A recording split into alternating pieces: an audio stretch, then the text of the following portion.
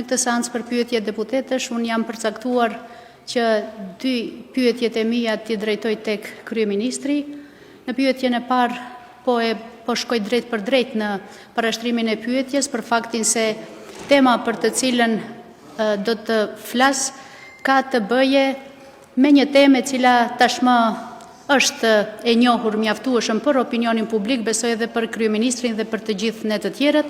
Bëhet fjalë për provimin e jurisprudencës të studentëve të cilët kërkojnë të drejtën që provimin ta japin në gjuhën shqipe, në gjuhën në të cilën i kryejnë edhe studimet, në gjuhën që ua garanton ligji për përdorimin e gjuhëve dhe kushtetuta e Maqedonisë së Veriut.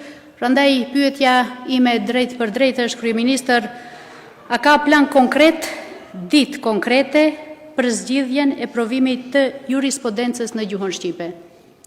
Arsyeja e parë pse juve ua parashtroj këtë pyetje është fakti se ju keni shprehur gatishmëri dhe keni thënë që kësaj problematike pa problem realisht do t'i gjeni zgjidhje, pra zgjidhjes do t'i gjeni zgjidhje. Dhe e dyta është, kam frikë që planet e juaja mos ngjajnë si vonesat 24 vjet që janë bërë marrëveshjes së Ohrit.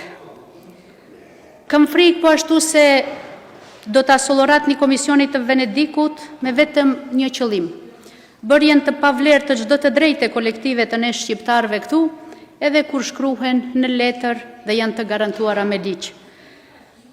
Të mos zbatohen ashtu siç kanë vepruar të tjerët në të kaluarën dhe po veproni edhe ju sot, lidhur me provimin e jurisprudencës, lidhur me ligjin për përdorimin e gjuhëve e të tjera të ngjashme.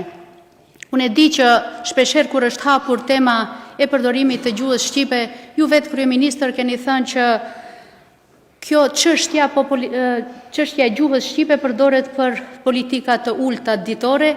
Unë dua t'ju siguroj, t'ju garantoj që pyetja ime sot nuk ka të bëjë as pak me atë, sepse gjuha shqipe nuk mund nga ana ime të përdoret për të tilla arsye, për faktin se unë e di dhe besoj gjithë e dim që Shqipja këtu është në vendin e vet, është në shtëpinë e vet, është prej kur ekziston gjuha. Kështu që ndoshta të tjerë mund ta përdorin për qëllime të ulta ditore, ju kisha lutur që edhe ju sot mos e bëni një gjë të tillë.